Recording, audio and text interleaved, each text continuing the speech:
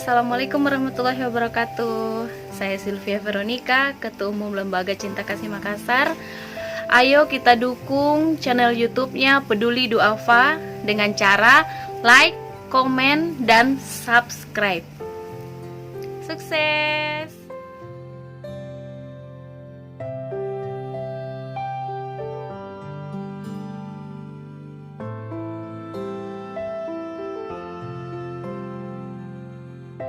Diambil lendirnya pakai ini saja ya, pakai katembat sama kain kasa,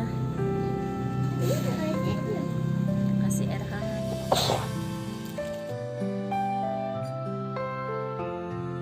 Awalnya itu dia cabut gigi, setelah cabut gigi lama-lama ada pembengkakan, tapi belum terlalu bengkak, dikiranya infeksi saja. Setelah dibawa ke rumah sakit itu hari di puskesmas, karena itu hari belum ada BPJS-nya, masuk umum, baru orang tuanya juga orang tidak mampu, diperiksa, diponis tumor sinus, sampai sekarang makin hari makin membesar. Itu waktu diperiksa kapan? 3 tahun yang lalu, Pak. Tapi saya tidak ingat bilang tanggal berapa, bulan berapa.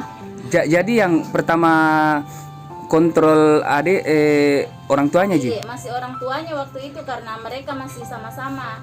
Setelah sudah 2 tahun ini mereka pisah, masing-masing sudah menikah lagi.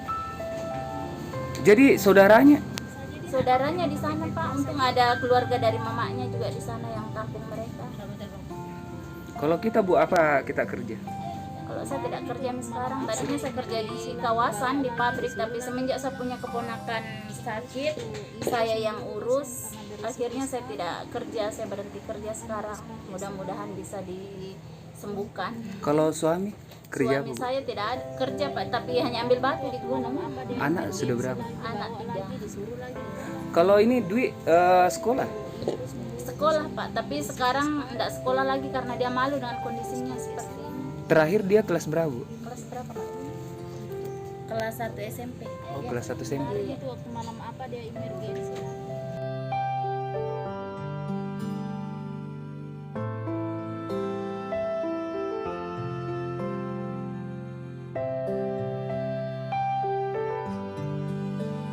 Peduli Duafa mantap.